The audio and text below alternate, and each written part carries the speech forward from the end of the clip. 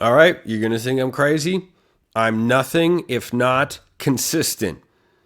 Here are my Big Ten power rankings. Starting at the top was number one. I'm going to do it. I do this with Texas Tech.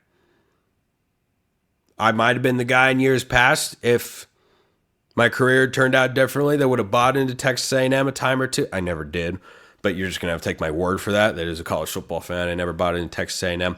I'm putting Penn State number one in my Big Ten preseason power rankings. Yes, it's true. You know why?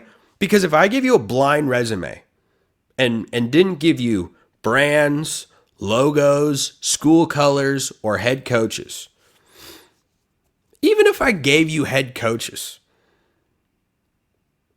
you would not, on paper, blind resume, take Ohio State or Oregon over Penn State. You just wouldn't.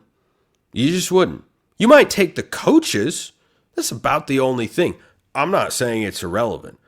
I'm just saying James Franklin, on paper, is working with a better roster situation than Ohio State or Oregon this year. It doesn't mean that he won't go out and lose to both of those teams. I don't think he will. I think it's more likely he beats both of them than loses to both of them. And if he splits, is anyone going to look at James Franklin and call him a bum? I don't know. I'm sure we'll find a way. But Penn State is number one in my preseason power rankings. It's not as if they were blown out by Ohio State last year. They just couldn't score inside the 5. Turns out a lot of people can't score against Ohio State inside the 5-yard line.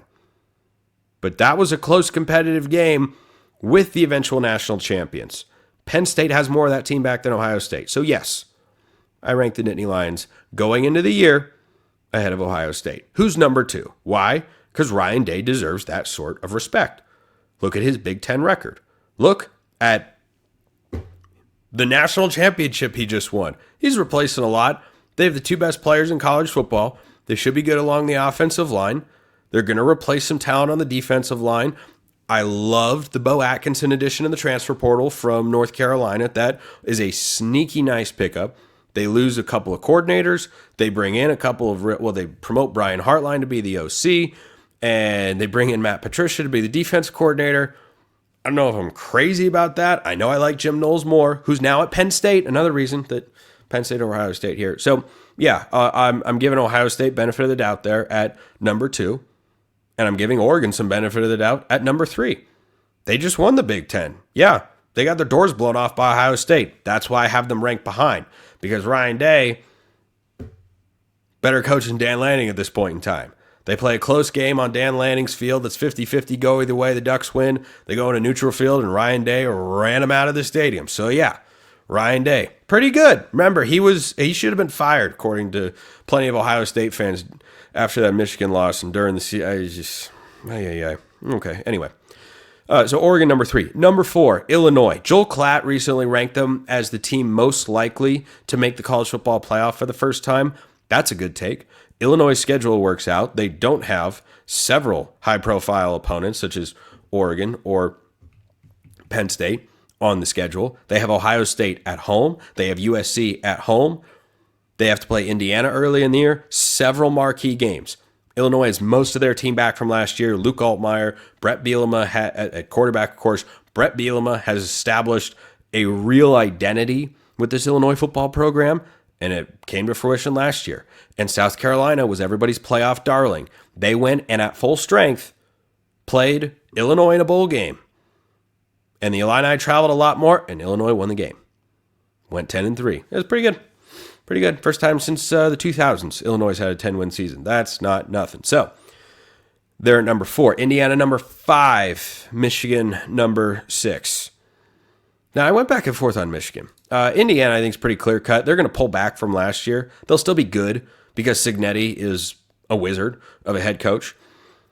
I mean, that dude's awesome. I think Fernando Mendoza is good. I don't know if he's as good as Curtis Rourke, but we'll find out how good that Cignetti system is.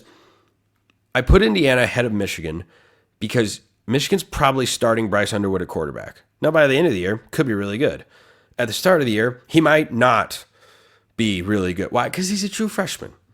Now, maybe he comes guns blazing out of the gate. Not like he has to do as much. You know, Dylan Raiola had success in Nebraska last year Cornhuskers went 6-6, won a bowl game 7-6. I think Michigan's a little bit better than that. They lost a lot on defense, but they also bring back plenty of talent. I think their running game is going to be really good. I love the Haynes addition, a running back from Alabama. Love that addition for the Wolverines, but I'm putting them behind Indiana just because I do trust Indiana's quarterback situation a little bit more. Up next is Iowa. Now, this is very program-based because Iowa is the butt of plenty of jokes. Iowa is also one of the most consistently steady programs in the country.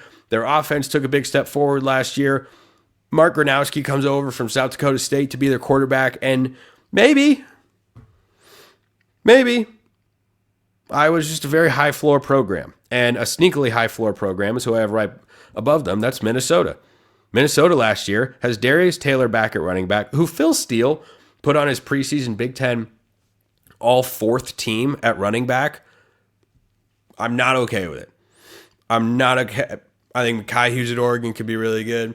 I think Jonah Coleman at Washington is really good. I think Justice Haynes can thrive at Michigan. Darius Taylor, fourth team? Come on. Come on, Phil. And I'm not talking about Phil Dunphy here. Come on, Phil. Let's be better at that. Darius Taylor. Going to be a really nice pickup for somebody in the third round of the NFL draft next year. But I have Minnesota right above USC. Why? Because they beat USC last year. This is close. The second tier, I put this in three tiers. Top tier, Penn State, Ohio State, Oregon, Illinois, Indiana, Michigan. Next tier, Iowa, Minnesota, USC, Washington, Nebraska, Michigan State. Okay.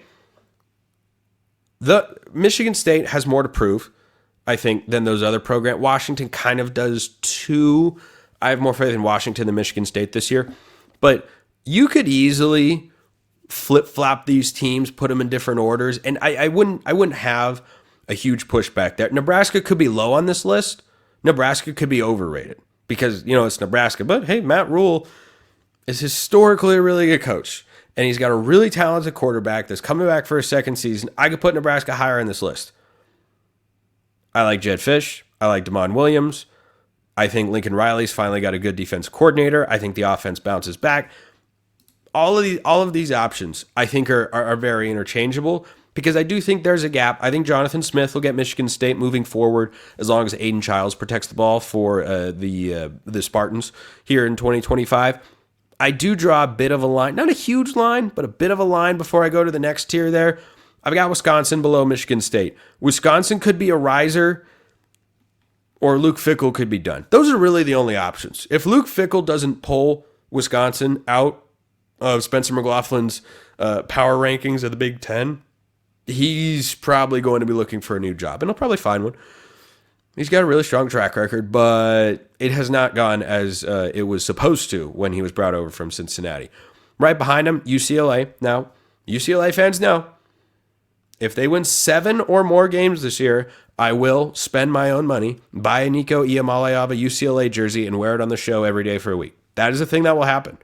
If UCLA does, I don't think they're going to, but they played good ball at the end of the year. So I've got to put them over Rutgers. They won the head-to-head, and I think Nico's an upgraded quarterback from what they had last year. Then Northwestern, Maryland, and Purdue. Quite frankly, any one of those teams could finish last. Northwestern, Maryland, Purdue. Rutgers, again, I want to like them more. I'm just kind of like, hey, it's okay.